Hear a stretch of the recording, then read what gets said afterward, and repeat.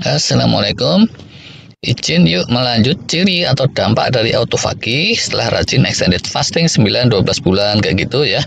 Ini tentunya fastingnya dikumpul dengan pola hidup lain yang kondusif yang tidak mengoffset manfaat dari autofagi itu. Kemarin kita dasarikan bahwa yang termasuk paling tipikal disebut-sebut oleh para guru fasting dan para influencer di luar sana, dampak nyata dari autofagi setelah jangka beberapa lama, itu tubuh jadi lebih bugar, lebih enteng, lebih energik, lebih enggak gampang capek. Nah, terus yang kedua ya, yang sering disebut-sebut dampak yang relatif paling kasat mata itu munculnya di permukaan kulit kita. Dr. Mindy Pels juga nyebutin, Simlan, Eric Berg, Jason Fung, dan beberapa lagi tuh yang sempat saya monitor. Skin tag pada rontok gitu katanya. Ini tidak untuk semua orang sih ya, karena untuk yang masih mudaan dan nggak bakatnya resisten insulin ini dari awal kulitnya tuh udah bersih ya, nggak ada tek-teknya kayak bintil-bintil kutil kecil gitu. Itu tuh bisa lenyap, tapi kalau dari awalnya udah nggak ada ya wis.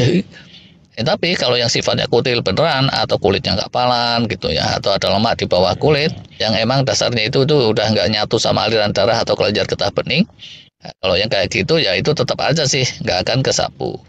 Selain terkait autofagi, lenyapnya skin tag ini terkait sama meningkatnya sensitivitas insulin sih.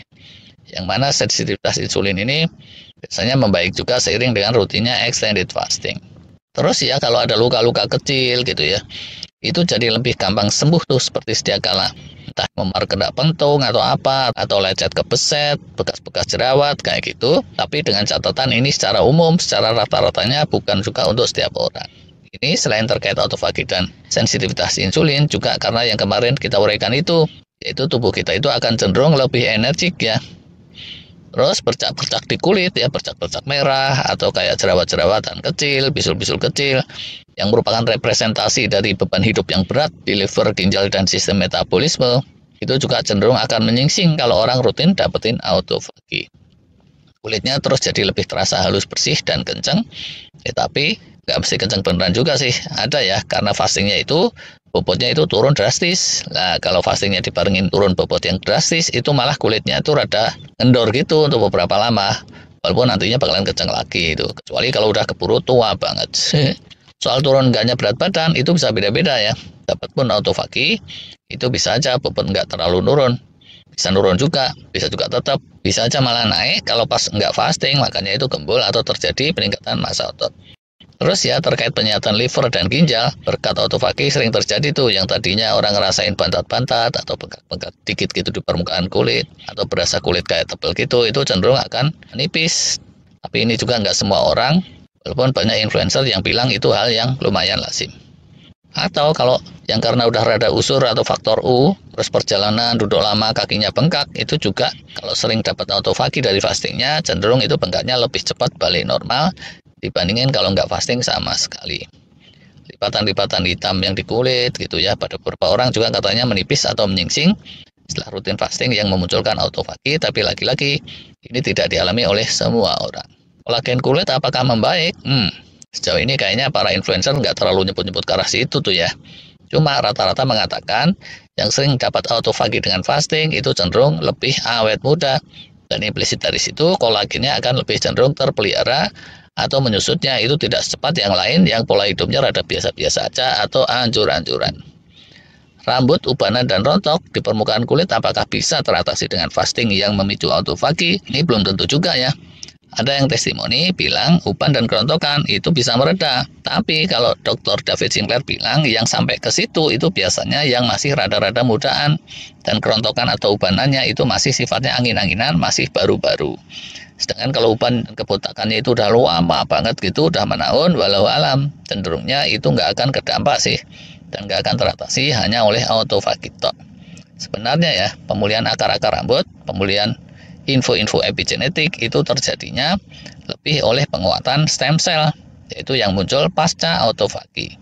Tapi karena sel-sel tubuh kita itu cerdas, kalau ada kelimpahan stem cell seperti itu, prioritasnya itu untuk perbaikan organ-organ dalam yang lebih vital. Otak, paru jantung, yang di rongga perut, dan seterusnya. Dan yang di tepi-tepi kayak rambut dan kulit itu dapatnya terakhir-terakhir. Tambah suplemen-suplemen aja itu terjadinya bisa setelah 3 tahun setelah treatment, atau kalau udah uzur melewati threshold tertentu ya 3 tahun pun itu nggak terjadi juga. Jadi Kalau jurusnya itu jitu bener sampai akhirnya uban pun berkurang, itu indikasi bahwa healingnya tuh udah super banget tuh. Alhamdulillah. Artinya organ-organ yang lebih vital di bagian dalam itu boleh dibilang udah hampir kelar semua. Dulu pernah kita bahas tuh ya. Ya walau begitu bisa tetap ada loh dampak fasting yang memicu autofagi di rambut kita. Kalaupun udah terlanjur terjadi kebotakan dan atau ubanan yang bertahun-tahun, keseringan autofagi itu bisa memperlambat laju keparahannya.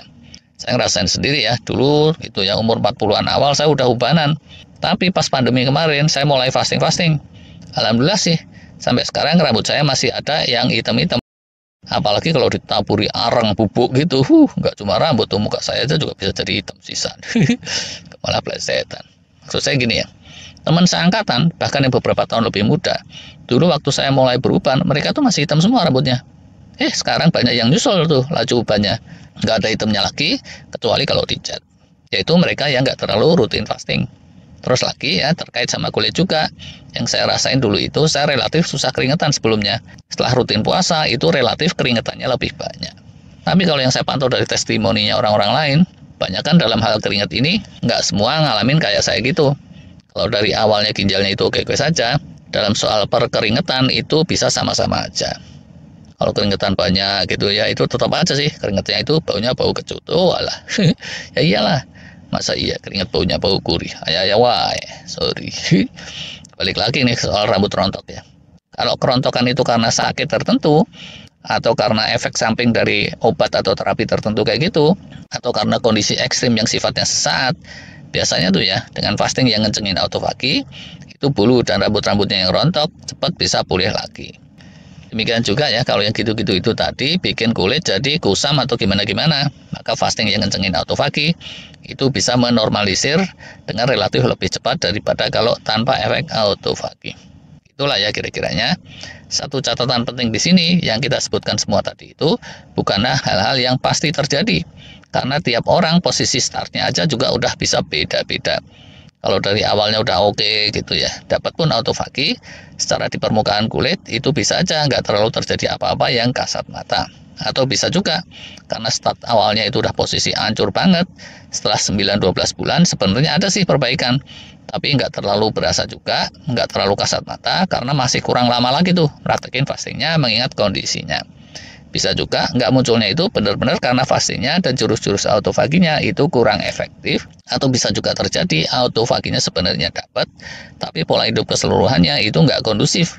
Entah rutinitas tidurnya, pola dietnya, aktivitas keseharian, pola stresnya, atau kombinasinya itu, sehingga manfaat dari autofagi itu kesilap, ketutup, atau ke offset sama perkeliruan dalam keseharian. Karena bagaimanapun kita harus sadari ya, healing yang mantap, kesehatan jangka panjang yang baik itu bukannya buah dari autofagi tok, tapi dia buah dari berbagai hal, sebagaimana yang sering dibahas di kanal sini. Yang belum subscribe, kalau mau subscribe silakan aja nih ya, tapi nggak maksa. Buat yang baru tahu nih kanal sini, silakan aja kalau tertarik browsing di daftar video kita, video-video terkait kesehatan jangka panjang yang pernah kita obrolin itu udah lumayan banyak nih sekarang. Terima kasih.